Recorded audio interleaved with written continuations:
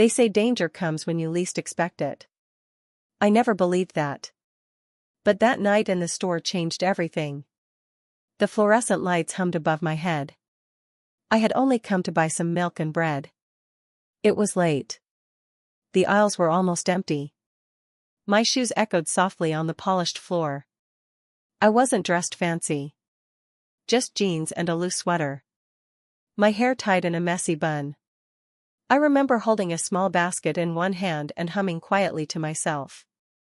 But then I noticed him. The police officer. He stood near the frozen section, his eyes sharp, scanning the place like a hawk. At first, I thought nothing of it. Cops came and went. But something about his stare froze me in place. He wasn't just looking around. He was looking at me. Every step I took, his eyes followed. My heart tightened. A little voice whispered, "Something's wrong." I turned into the next aisle. Cereal boxes lined both sides like colorful soldiers. I tried to ignore him. I tried to keep walking. But then I heard the heavy sound of his boots behind me. Thud. Thud. Thud. My palms went sweaty. I reached for a box of oatmeal I didn't even need. Just to look busy. But before I could move away, his voice came, sharp, cold, cutting. "Hey. You. Stop." My blood ran cold. I froze, oatmeal still in my hands. Slowly, I turned. His tall figure filled the aisle. Broad shoulders. Uniform neat and pressed. Gun holstered at his side. Badge shining under the light. He didn't look kind. He didn't look professional. He looked angry. And worse, hungry for power. "What's in your bag?" he barked. My bag? It was a small purse, hanging by my side. I blinked, confused. "Just my wallet, keys, and phone," I said softly. His jaw clenched. "Empty it. Now." I felt a sting of shame in my chest. Other shoppers had stopped to watch. A couple near the end of the aisle whispered, eyes wide. "Officer, I haven't done anything," I whispered. My voice shook, even though I tried to stay calm. His eyes narrowed. "Don't argue." I said, "Empty it." I fumbled, opening my purse with trembling hands. Lip balm. Keys. Wallet. Phone. I placed them on the cart beside me. He leaned closer, inspecting them, his breath hot with authority. Then came the words that broke me. "Turn around. Put your hands on the wall." I gasped. What? Why? I didn't steal anything. But he didn't care. His hand pressed hard against my shoulder, spinning me toward the cold wall of the aisle. The cereal boxes rattled as my body hit the shelves. I heard gasps. Someone muttered, "This is wrong." But no one stepped in. No one helped. Tears blurred my vision. Shame wrapped around me like chains. I felt stripped of dignity, even before he touched me. His voice was harsh. "I have reason to believe you're hiding something. Cooperate." My throat tightened. "I swear I didn't do anything. Please." But my words didn't matter. Not to him. Not in that moment. His hands began to search. Not gently. Not respectfully. But cruelly. I wanted to scream. I wanted to run. But I was trapped under the weight of his power. The store became silent. The hum of the lights. The smell of bread and cleaning supplies. All faded into the background. It was just me, the cold wall, and his heavy breathing behind me. Time stretched. Every second felt like a lifetime. I thought of my mother. Of my little sister waiting for me at home. Of how I might never walk out of that store the same again. Finally, he stepped back. But not with shame. Not with regret. He smirked. As if he enjoyed breaking me in front of strangers. "You're lucky," he said. "Nothing this time." My body shook. I turned slowly, my face pale, my eyes red. He stood tall, proud of what he had done. The badge on his chest gleamed. But to me, it no longer meant protection. It meant danger. I bent down, gathering my scattered things with trembling hands. No one helped. No one dared. People looked away, pretending not to see. The silence of the store was louder than any scream. When I walked out, the cool night air hit my face. But it didn't wash away the shame. It didn't erase the fear. I clutched my bag tightly, staring at the dark parking lot. For the first time in my life, I realized. It wasn't the criminals I had to fear. It was the man who wore the uniform. And deep inside, I knew. This was just the beginning. The door clicked shut behind me. Silence filled the small apartment. But it wasn't peace. It was heavy. It pressed down on me like a weight I couldn't carry. I dropped the grocery bag on the counter. Bread. Milk. Oatmeal. They sat there, meaningless. I couldn't look at them without remembering the officer's hand pressing me against the wall. My knees buckled. I slid to the floor. The cold tiles kissed my skin. But my chest burned with fire. Tears poured out before I could stop them. I buried my face in my hands. Shame. Fear. Anger. They all mixed together. I wanted to scream, but only a soft sob escaped. In the stillness of my apartment, the sound of my own crying felt too loud. I kept hearing his voice. "Turn around. Put your hands on the wall." It echoed in my head like a cruel melody. I hugged myself tightly. My sweater still smelled faintly of the store's cleaning chemicals. The smell made me sick. Made me want to peel off my own skin. Then I heard footsteps. Soft. Familiar. "Big sis?" My little sister's voice. She peeked into the kitchen, her eyes wide. She was only 14. Her hair tied in two messy braids. She was still holding her school books. I quickly wiped my face. Forced a smile. "I'm fine," I whispered. But my voice cracked. She walked closer, frowning. "Why are you on the floor?" I shook my head. "Just tired. Long day." But she wasn't convinced. She set her books down and knelt beside me. Her small hand touched mine. It was warm. Gentle. A comfort I didn't deserve. Her eyes scanned my face. "You're crying. Who hurt you?" My chest tightened. I wanted to tell her. I wanted to unload the horror that had just happened. But how could I? How could I tell my little sister that the man in uniform, the man we were told to trust, had humiliated me in public? So I shook my head again. No one. Really. Just had a bad moment. But my sister's eyes filled with tears. She didn't believe me. And her silence spoke louder than words. I stood slowly, forcing strength into my shaky legs. "Let's eat dinner," I said quickly. Pretending nothing happened. Pretending I wasn't falling apart inside. She followed me quietly as I pulled out plates. The clatter of dishes filled the silence, but it didn't feel normal. It felt like a mask. A mask to hide my broken heart. Later that night, when my sister had gone to bed, I sat alone at the small kitchen table. The clock ticked. Each second reminded me of the officer's boots thudding behind me in the store. I opened my phone. The urge to write about what happened burned in my chest. But what would I even say? Who would believe me? Officer humiliates young woman at grocery store. I could already hear the responses. She must have done something. She's exaggerating. Don't make trouble. My hand trembled as I set the phone down. The truth was, I was scared. Scared he'd come after me if I spoke up. Scared no one would stand by me. scared I'd always be alone in this fight. But then, another thought struck me. What if I wasn't his first victim? What if others had suffered too? The idea chilled me. If I stayed silent, he could hurt someone else. I wrapped my arms around myself and whispered into the empty room. What should I do? No answer came. Just silence.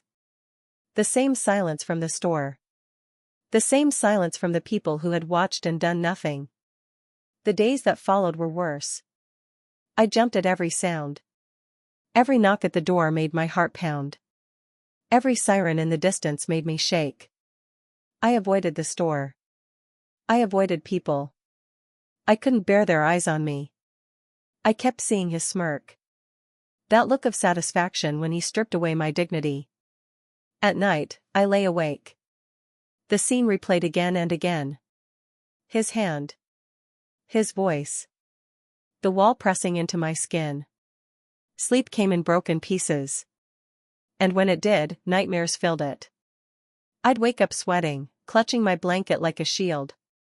One evening, my sister tried again. She sat beside me on the couch, her face serious. Tell me what happened, please. Her eyes were pleading. And in that moment, my walls cracked. I couldn't carry it alone anymore. So I told her. Not every detail. But enough. Enough for her to know that someone had hurt me deeply. Her hands balled into fists. That's not fair, she whispered. He can't do that to you. Her anger sparked something inside me. Something I thought I had lost. The faint flame of fight. Maybe I wasn't ready to face the world yet. Maybe I wasn't ready to scream the truth from the rooftops. But I wasn't completely broken. Not while my sister believed me. And as I held her hand, one thought grew stronger in my mind. This wasn't the end. It was only the beginning of my battle. The next morning, I forced myself outside. The sky was gray. The air felt heavy. I kept my hood up, head low. My heart raced with every step. What if I saw him? What if he was waiting? The thought made my palms sweat. I walked past the bakery. 2 women stood there, chatting. Their eyes flicked toward me. Then whispers. Quick. Sharp. Cutting. I froze. Were they talking about me? Or was I just paranoid?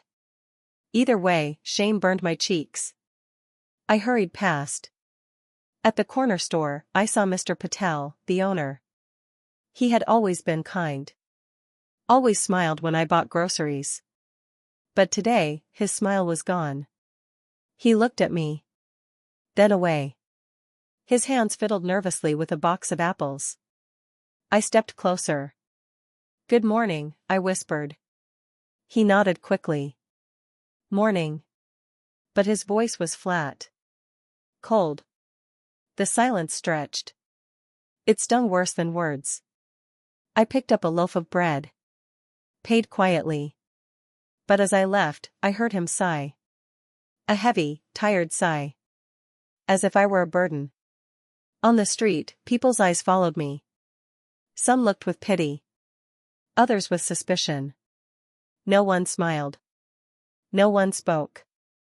I felt like a shadow. Invisible, yet judged. A ghost walking among the living. My chest tightened. They must have heard something. Rumors spread fast in small towns. Maybe someone saw the officer with me. Maybe they thought I was guilty. Maybe they thought I deserved it. That evening, my sister came home upset. Her bag dropped with a thud. Her eyes were red. What happened? I asked softly. She bit her lip. They were whispering about you at school. My stomach dropped. What did they say? She hesitated. Then whispered, they said, you made it up. That you wanted attention. The words cut deep. Like knives. I grabbed the edge of the table to steady myself. They don't know the truth, I said weakly. But my voice shook. Because what if people never believed me? The days blurred together. Each time I stepped outside, the whispers grew louder. At the laundromat, women stopped folding clothes when I walked in. At the library, the clerk's smile faltered when she checked out my books. Even at church, the place I had always felt safe, heads turned. Eyes followed. But no one asked me what happened. No one offered comfort. Their silence screamed louder than words.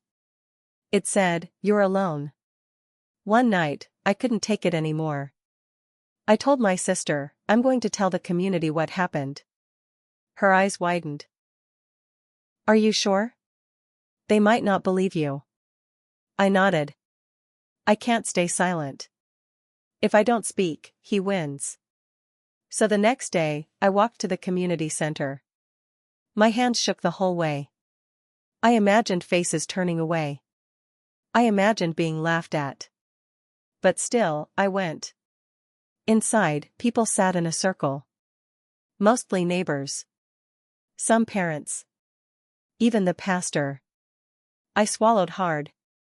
"I need to say something," I began. All eyes turned to me. My knees nearly gave out. I forced the words out. "An officer humiliated me at the store. He undressed me. For no reason." Gasps. Murmurs. Then silence. I searched their faces. Some looked shocked. Some avoided my eyes. One woman shook her head slightly. The pastor finally cleared his throat. "That's a very serious claim," he said slowly. "Are you certain?" The doubt in his voice broke me. Tears blurred my vision. "Yes," I whispered. "I'm certain." But the room was cold. No applause. No support. Only silence. After the meeting, a woman approached me. She leaned in close. Her voice low. "You should be careful. People don't like it when you accuse the police." Her words sent chills down my spine. It wasn't advice. It was a warning. I walked home in the dark, heart pounding. My sister waited at the door. Her face hopeful. "How did it go?" I shook my head. "They don't believe me. They don't care." She hugged me tight. Her arms small but strong. "They're wrong," she whispered. "I believe you. And I'll never stop." Her words lit a spark inside me. The world might be silent. But she was my voice. And maybe, just maybe, I could find the strength to fight. That night, as I lay in bed, I thought of the officer's smirk. His power. His arrogance. And the community's silence that protected him. But in that silence, something shifted in me. I wasn't going to let their fear bury my truth. I wasn't going to let his uniform shield him forever. I whispered into the darkness. "You don't get to win." And for the first time since it happened, I felt a flicker of power. The morning was heavy. Clouds covered the sky. The air smelled of rain. I pulled my hood over my head. My legs felt weak as I stepped outside. I didn't want to leave the house. But I had to. I needed groceries. I needed to feel normal again. Still, fear clung to me. What if I saw him? What if the officer appeared again? The thought made me shake inside. I walked past the bakery. Two women stood at the door. They were laughing at first. Then they saw me. Their laughter stopped. One leaned closer to whisper. The other's eyes slid to me, then away. Their faces shifted, cold and sharp. Heat rose in my cheeks. Were they whispering about me? Or was I only imagining it? Either way, I hurried past. At the corner store, Mr. Patel was stocking fruit. He usually greeted me warmly. He always asked about my sister. But today, his face was tense. "Good morning," I said softly. He nodded once. His voice was flat. "Morning." I waited for more. But he didn't look at me again. The silence between us was thick. Painful. I bought bread. He rang it up without a word. When I left, I heard him sigh. A heavy, tired sound. Like I had brought trouble with me. On the street, people stared. Some quickly looked away. Some didn't bother to hide it. Their eyes carried pity. Or suspicion. Or both. No one smiled. No one said hello. The whole town felt colder than ever. I pulled my hood lower. My chest was tight. It was clear now. They had heard the rumors. Someone must have told them. Someone twisted the truth. Maybe they thought I was guilty. Maybe they thought I wanted attention. Maybe they thought I deserved it. That evening, my sister came home upset. Her backpack dropped with a thud. Her eyes were red, swollen. What happened? I asked. She bit her lip. Her voice was small. They whispered about you at school. My heart stopped. What did they say? She hesitated. They said, you lied. That you made it all up. The words stabbed deep. I gripped the table for strength. Tears burned my eyes. They don't know the truth, I said. But my voice cracked. Because maybe they would never know. Or worse, maybe they wouldn't care. The next days were worse. At the laundromat, women stopped talking when I entered. At the library, the clerk avoided my eyes. At church, heads turned as I walked to my seat. No one asked me what really happened. No one reached out to comfort me. Their silence screamed louder than words. It said, you are alone. One night, I broke. I told my sister, I'm going to speak. I'll tell them everything. Her eyes widened. Are you sure? They may not believe you. I have to, I said firmly. If I stay silent, he wins. The next day, I walked to the community center. My hands shook. My knees felt weak. But I kept walking. Inside, neighbors gathered in a circle. Parents, shopkeepers, the pastor. All familiar faces. I cleared my throat. I need to speak. The room fell silent. Every eye turned to me. My heart pounded so loud, I thought they could hear it. I forced the words out. An officer humiliated me. At the store. He stripped me. For no reason. Gasps filled the room. Murmurs rippled. Then, silence. I looked at their faces. Some were shocked. Some avoided my eyes. One woman shook her head. The pastor finally spoke. That is a serious accusation, he said slowly. Are you sure? The doubt in his voice crushed me. Tears blurred my sight.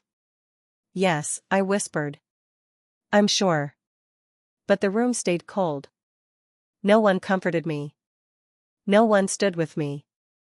Only silence. After the meeting, a woman leaned close. Her voice was low. You should be careful. People don't like it when you accuse the police. Her words sent a chill down my spine. Not advice. A warning. I walked home in the dark, trembling. My sister opened the door. Her eyes searched mine. How did it go? I shook my head. They don't believe me. They don't care. She hugged me tight. Her arms were small but strong. They're wrong. I believe you. I always will. Her words lit a small flame in my heart. The world might be silent. But I wasn't completely alone. That night, I lay awake. I thought of the officer's smirk. His arrogance. And the silence of my community that protected him. But inside me, something shifted. I wasn't going to let fear bury my truth. I wasn't going to let his uniform shield him forever. I whispered into the dark. You don't win. And for the first time, I felt a spark of strength. Morning light spilled into the room. I hadn't slept all night. My body was tired, but my mind raced. I kept replaying the meeting at the community center. Their faces haunted me. The way they looked at me. The way they doubted me. The way they stayed silent. It wasn't just the officer who hurt me now. It was everyone who chose not to see. Everyone who turned away. Everyone who acted like my pain was a burden. At breakfast, my sister noticed my swollen eyes. She placed a plate in front of me. "You need to eat," she whispered. I shook my head. Food had no taste. Only bitterness filled my mouth. She sat across from me. "You can't let them win," she said. Her voice was small but steady. "Win?" I laughed bitterly. "They already have. No one believes me." She leaned forward. "I believe you. And I'm not the only one. Someone out there will listen. We just have to find them." Her words lingered in my mind. Someone out there will listen. That day, I decided to act. I put on my jacket and tied my shoes. My sister watched me. "Where are you going?" "To find someone who cares," I said. My first stop was the police station. My heart raced as I pushed open the heavy door. Inside, the air was sharp with coffee and paper. A receptionist looked up. "Can I help you?" she asked flatly. "Yes," I said. "I want to file a complaint. Against one of your officers." Her eyebrows rose. "What for?" I swallowed hard. "For humiliating me. For undressing me in public." The room grew cold. The receptionist glanced at a man behind the desk. He wore a badge. He stepped closer. "What's the officer's name?" he asked. I hesitated. "I don't know. But I remember his face." He smirked. "That's not enough. Without a name, there's no case." "But it happened." I cried. "People saw it." "Then bring witnesses," he said simply. His tone was sharp, dismissive. "Otherwise, there's nothing we can do." My chest tightened. I realized they would protect him. Not me. I turned and walked out, my fists clenched. Tears burned my eyes, but I refused to let them fall. Not in front of them. On the street, my legs felt heavy. I stopped outside the library. Inside, I saw a bulletin board full of flyers. One caught my eye. "Know your rights. Free legal aid for victims." Hope flickered. I copied the number into my phone. That evening, I called. A woman answered. Her voice was warm. "Community Legal Center. How can I help you?" I hesitated. Then I let it spill. My words came out broken, shaky. I was humiliated by a police officer. In a store. He stripped me. Everyone saw. But no one believes me. I don't know what to do. Silence on the line. Then her gentle voice. "I believe you. And I want to help." My throat closed. Tears slid down my face. Someone believed me. Finally. We met the next day at her office. Her name was Ms. Carter. She wore glasses and carried stacks of files. Her desk was messy, but her smile was calm. "Tell me everything," she said. And I did. Every detail. Every word. Every look on his face. She took notes. Her pen scratched quickly across the page. When I finished, I was shaking. But she didn't doubt me. She leaned forward. "What happened to you is wrong. But we need proof. Witnesses. Records.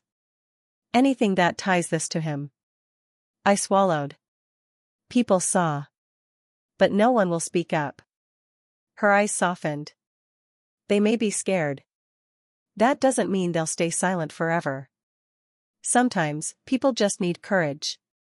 Her words settled deep in me. Courage. The one thing I was trying to hold on to. That night, I sat with my sister. I told her about Miss Carter. She believes me, I whispered. Her eyes lit up. See? I told you. Someone would. But my heart was still heavy. Belief wasn't enough. I needed action. I needed truth to be louder than silence. Days turned into weeks. I asked around quietly. At the bakery. At the market. At the laundromat. Did you see what happened that day? I asked softly. Some turned away. Some shook their heads. Some whispered, I can't get involved. The rejection cut deep. But I kept asking. I refused to stop. Finally, one evening, an older man stopped me. His voice was rough. I was there, he said quietly. I saw it. My heart leapt. You'll speak? He shook his head. Not yet. But, if someone else steps up first, I will. His words were both hope and heartbreak. But at least he admitted it. At least I wasn't crazy. Back home, I stared at my reflection in the mirror. My face looked pale, tired. But my eyes burned with fire. The silence of the community broke me once. But now, it fueled me. Their silence was proof of fear. And fear meant I was fighting something real. I whispered to myself. I won't stop. Not until the truth is heard. That was the moment everything shifted. I had reached the breaking point. And I was not going back. The night felt endless. I lay awake, staring at the ceiling. The silence pressed against me. It felt heavier than the darkness itself. I thought about the man who whispered, I was there. His words replayed again and again. He had seen it. He had the truth. But fear kept his mouth shut. Fear. That word clung to me. It was everywhere. In the people who turned away. In the community that pretended not to know. In the system that wanted to bury me. Morning came, but it brought no peace. I sat with my sister over tea. She studied my face. You didn't sleep, she said softly. I shook my head. No. But something's changing. She leaned closer. What do you mean? There are witnesses, I whispered. They're just scared. If one speaks, the others might too. Her eyes widened. Then we have to make someone speak. We have to give them strength. Strength. The word echoed inside me. Yes. That's what I needed to create. That afternoon, I returned to Ms. Carter's office. She looked up from her papers and smiled. You've been busy, she said. I nodded. I found someone. He saw it happen. But he's afraid. Her pen stopped moving. That's not unusual, she said. People fear power. They fear retaliation. But fear can be broken. How? I asked. She leaned forward. With light. With truth. Fear grows in silence, but courage grows in connection. If one person dares, others will follow. Her words sank deep. It was like planting seeds in the dark. If I could water them with hope, maybe they would bloom. That evening, I walked to the park. Children laughed on the swings. Old men played chess. Life looked normal. But under it all, I knew the truth hid. I saw the man again. The witness. He sat on a bench, feeding pigeons. I approached slowly. He looked up, uneasy. You again, he muttered. Yes, I said quietly. You told me you saw what happened. His hand tightened on the bag of seeds. I did. But I don't want trouble. I sat beside him. You already have trouble. We all do. As long as men like him walk free, no one is safe. Not your daughter. Not your granddaughter. Not the women in your life. His jaw clenched. I saw the flicker in his eyes. A spark of truth he couldn't deny. He whispered, "My granddaughter was with me that day. She saw it too." My breath caught. A child had seen. The horror doubled. But so did the weight of truth. "Please," I begged. "Do it for her. If not for me, then for her. Don't let her grow up believing silence is safer than justice." He stared at the pigeons. Minutes passed. Finally, he said, "I'll think about it." It wasn't a yes. But it wasn't a no. It was hope. That night, I told my sister. She grabbed my hands. "You're changing him. Slowly. He'll speak." "I know he will." But I wasn't sure. Fear was strong. Stronger than truth sometimes. But I refused to let it win. Days passed. I continued my search. I visited the store again. The place where it all happened. The shelves were lined with fruit and bread. The air smelled of soap and sugar. But to me, it still smelled like shame. The cashier recognized me. Her eyes darted nervously. "You shouldn't be here," she whispered. "Why not?" I asked softly. "You saw it too." Her lips trembled. I didn't see everything." "You saw enough," I said. "You saw him touch me. You saw the crowd." She swallowed hard. Her eyes darted around the empty store. "You don't understand. He comes here. He buys from us. If I talk, I lose my job. My family depends on this." Her words stabbed me. How many lives were trapped in fear because of him? How many voices were locked in silence? "I won't force you," I said gently. "But I'll keep fighting. And when the truth comes out, I hope you'll stand with me." Her eyes filled with tears. "I want to. I really do." She looked away. "But I'm not ready." Later, I sat outside, exhausted. The sun dipped low, painting the sky orange. I felt small under the endless sky. Doubt crept in. Was I fighting a battle I couldn't win? Was silence too heavy to break? I buried my face in my hands. Tears slipped through my fingers. Then I felt a tap on my shoulder. I looked up. It was the old man from the park. His face was serious, lined with age. But his eyes, they carried something new. "I thought about what you said," he whispered. "You're right. My granddaughter saw. And she asked me why no one helped you." I had no answer. That's not the kind of man I want her to remember. Hope surged through me. "Does that mean?" He nodded. "I'll speak. I'll tell the truth."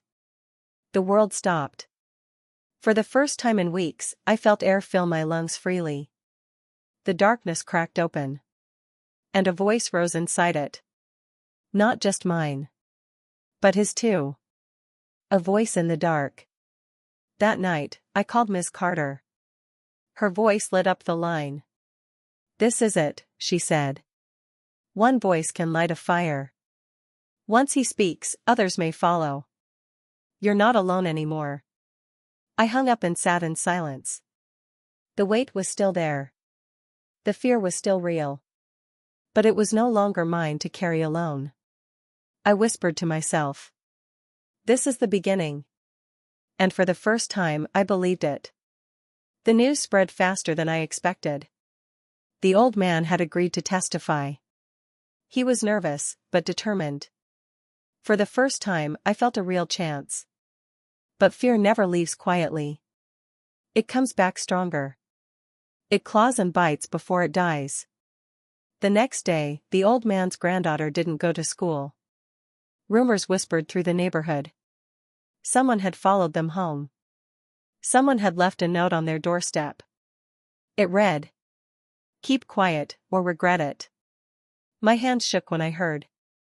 This wasn't just fear anymore. This was war. I rushed to the old man's house. He looked pale, trembling. His granddaughter clung to his arm. Her small eyes were filled with terror. "I can't do this," he said. His voice cracked. "They'll hurt her. They'll hurt us." I knelt beside him. "Yes, they want you silent. Because your truth is stronger than their lies. Don't let them win." He shook his head. "I'm too old to fight. She's too young to suffer." I felt my heart sink. Was I losing him already? That night, I went to Ms. Carter. I told her everything. She listened carefully. "This was expected," she said calmly. "When you fight power, power fights back. That's how they survive." "But what about the little girl?" I asked. "She's just a child. She doesn't deserve this." "No child deserves this," Ms. Carter said softly. "That's why we fight. But we must protect them." Her eyes hardened. "We'll move them. Tonight. Somewhere safe."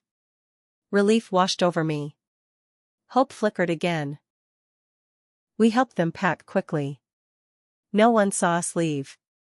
We took back alleys, side streets. We whispered instead of spoke. Every shadow looked like danger. Finally, we reached a safe house. It was small, hidden, protected. The granddaughter curled up on the couch. She fell asleep, holding her grandfather's hand. He looked at me with tired eyes. "Thank you," he whispered. I smiled weakly. "No. Thank you. For having courage." But the battle wasn't over. The corrupt officer had noticed. The whisper said he was angry. Very angry. The next morning, I found graffiti on my own door. Big red letters screamed. "Liar. Slut. Stop or else." My chest tightened. My knees weakened. But I didn't cry. Not this time. I took a deep breath. I snapped photos of the graffiti. I sent them to Ms. Carter. Her reply was simple. "Good. They're scared now. That means we're close." Close. The word gave me strength. If they were scared, it meant truth was shaking them. That evening, I stood in front of my mirror. I studied my reflection. The dark circles under my eyes. The scars of exhaustion. But beneath it all, I saw fire. A flame they couldn't extinguish. I whispered to myself. "You won't break me." And for the first time, I believed it. The days blurred together. But something had shifted. Fear still lingered, but it wasn't just mine anymore. It belonged to them too. The old man had not withdrawn. Despite threats, he stood firm. His granddaughter stayed safe in the hidden house. Hope lived, fragile but alive. I visited the market again. The cashier saw me enter. Her eyes widened. She rushed over, whispering quickly. "I heard," she said. "About the old man. About the threats." I nodded. "Yes. But he's still going to speak." She bit her lip. Her hands trembled as she rang up a customer. Then she whispered again. "I'll speak too." I froze. "You will?" She nodded. "I can't live with this shame anymore. I saw what he did to you. And I saw the way everyone stayed silent. That silence haunts me at night." Her voice cracked. "I don't want to be afraid forever." My chest tightened with emotion. Two voices now. Two cracks in the wall of silence. That night, I met with Ms. Carter. I told her everything. She smiled for the first time in weeks. "This is how revolutions start," she said. "Not with armies. Not with guns. With whispers. Whispers that grow louder until they become a roar." Her words filled me with strength. The wall was cracking. And once it broke, there'd be no stopping the truth. But the officer wasn't blind. He saw the cracks too. He grew restless. Dangerous. One evening, as I walked home, I heard footsteps behind me. Slow. Heavy. Deliberate. My heart pounded. I turned the corner quickly. The steps followed. I walked faster. They sped up too. I reached a streetlight and turned sharply. A shadow moved. A tall figure lingered in the dark. I froze. The figure didn't move closer. It just watched me. Finally, it melted into the night. I stood trembling, gasping for breath. When I reached home, I locked every door. Every window. I sat in silence, heart still racing. They wanted me scared. They wanted me broken. But instead, I felt fire. Because if they were chasing me, it meant one thing. They were losing control. Two voices had risen already. The old man. The cashier. Maybe more would follow. Fear was strong, but cracks were spreading. And cracks meant hope. Hope that one day, the wall of silence would fall. I whispered to myself before sleep. They can't stop the truth. And for the first time, I dreamed not of fear, but of freedom. The silence of the town was breaking. But the officer felt it too. He sensed the whispers growing louder. He sensed the fear slipping away. And when power begins to slip, it doesn't fade quietly. It explodes. It was a Saturday. The market was crowded. Families shopped. Children ran between stalls. The air smelled of fresh bread and fried food. Then he appeared. The officer. Tall. Angry. His uniform was spotless, but his eyes burned with fury. He wasn't alone. Two other officers walked behind him. Their presence made the crowd hush. The laughter faded. The air turned heavy. He stopped in the center. Then he shouted. Enough of these lies. His voice echoed. Everyone froze. I stood near the fruit stall. My chest tightened. He had seen me. His finger pointed at me. You, he barked. You think you can ruin me with your stories? People gasped. Whispers spread like wildfire. I stayed frozen. Every muscle locked in fear. He stepped closer. His boots hit the ground like thunder. You think anyone believes you? You're nothing. A troublemaker. A liar. The crowd's eyes darted between us. Some looked away. Some stared in horror. Some, maybe, felt shame. I wanted to run. But my feet didn't move. Then, suddenly, I heard a voice. It was the old man. He stood near the back. His voice trembled, but it carried. She's not lying. Gasps erupted. The officer's face turned red. What did you say? He roared. The old man's hand shook, but he spoke again. I saw what you did. I saw everything. The officer's fury exploded. He lunged forward. But before he could reach the old man, another voice rang out. It was the cashier.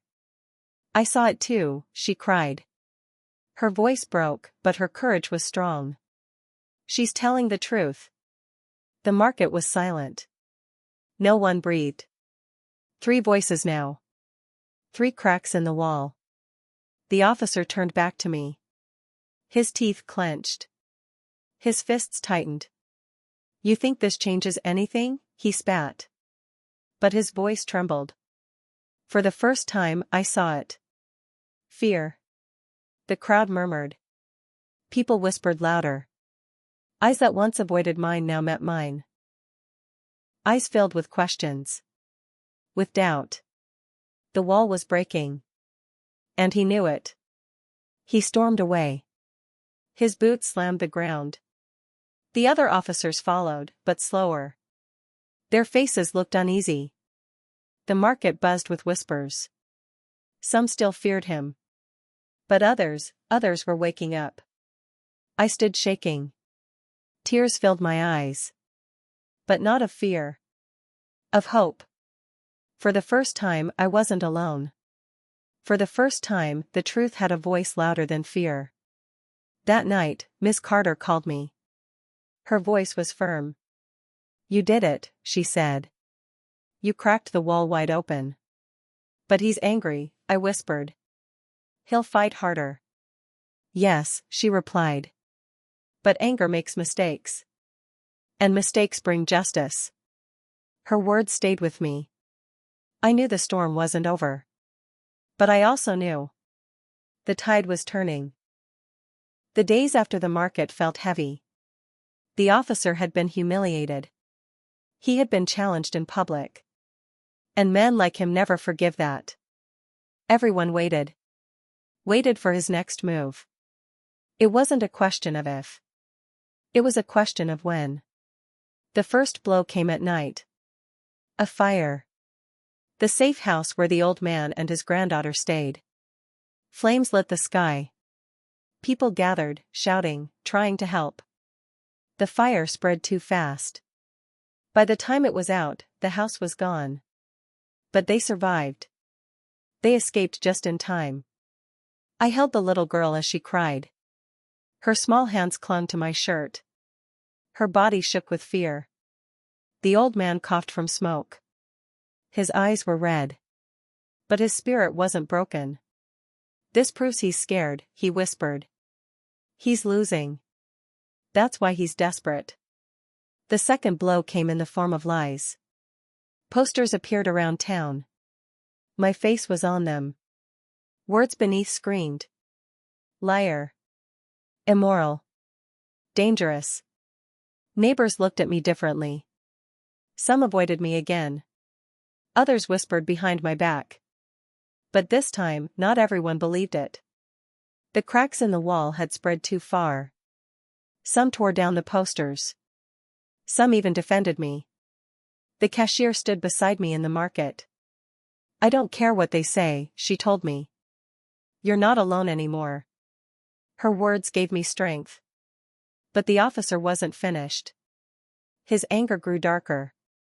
He started stopping people at night. Shouting at them. Threatening them. Desperate to regain control. Then one evening, I saw it myself. He grabbed a young man outside the market. Accused him of stealing. Pushed him to the ground. Humiliated him in front of everyone. The crowd gasped. But this time, something new happened. A voice shouted. "Enough." It wasn't mine. It wasn't the old man's. It wasn't the cashier's. It was another villager. Then another joined. And another. "Leave him alone. Stop abusing us. We're not afraid anymore." The officer froze. His eyes darted around. The crowd wasn't silent. The crowd wasn't afraid. The crowd was angry.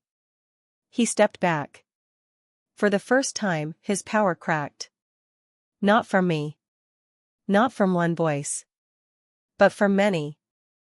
The whispers had become a roar. And the roar was unstoppable. That night, I lay in bed. Exhausted. But hopeful. The wall was falling. Brick by brick. Lie by lie. The storm wasn't over. But the dawn was near. I closed my eyes, whispering to myself. They can't silence the truth anymore. And I believed it with every breath. The storm broke on a Monday morning. The sky was gray. The streets were wet with last night's rain. And the whole town felt tense.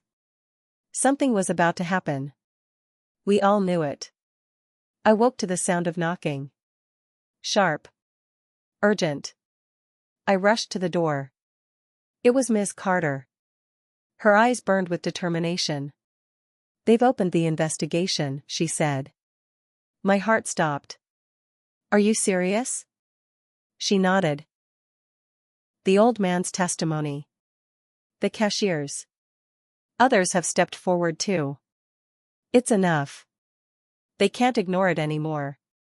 The town square was crowded by noon. Journalists had come. Cameras pointed. Microphone stretched. The officer arrived too. But he didn't walk tall anymore. His shoulders sagged. His eyes darted nervously. 2 detectives followed him. Not to support him, but to watch him. He tried to speak. Tried to shout. But his voice cracked. Lies. All lies, he roared. The crowd murmured. But no one flinched. No one looked away. We were no longer silent. The first witness spoke. The cashier. Her hands shook. Her lips trembled. But her voice carried. I saw him abuse his power. I saw him strip an innocent woman in this very store. Gasps spread through the square. The officer's face turned pale. Then the old man stepped forward. His cane shook as he walked. But his eyes were sharp. I was afraid for too long, he said. I saw what he did. I can't stay silent anymore. The crowd roared in support. Tears burned in my eyes. More voices followed. One by one. Testimonies stacked like bricks. The wall of silence was gone. And in its place stood a wall of truth. The officer tried again. His fists clenched. His teeth ground. You'll regret this, he screamed. But no one listened. Not anymore. The detective stepped forward.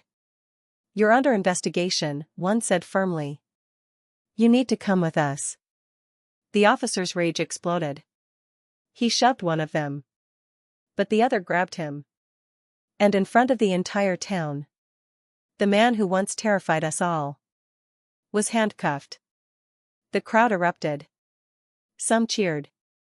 Some cried. Some simply stood in shock. I stood frozen. My chest heaved. I had dreamed of this moment. But now it was real. The chains of fear were broken. The shadow was gone. That night, the town was alive. People filled the streets. Laughter returned. Children played. Neighbors talked freely. It felt new. It felt alive. It felt free. I sat with Ms. Carter, the cashier, and the old man. We shared bread and tea. We shared silence too. The kind of silence that feels safe. The old man whispered. We thought we were powerless. But together, we were stronger than him. Ms. Carter nodded. And the truth always finds its way. Always. I walked home under the stars. The night was quiet. But it wasn't the silence of fear anymore. It was peace. For months, I had carried the weight of shame. Of fear. Of loneliness. But now, I carried something else. Hope. I stopped in the middle of the street. I looked up at the sky.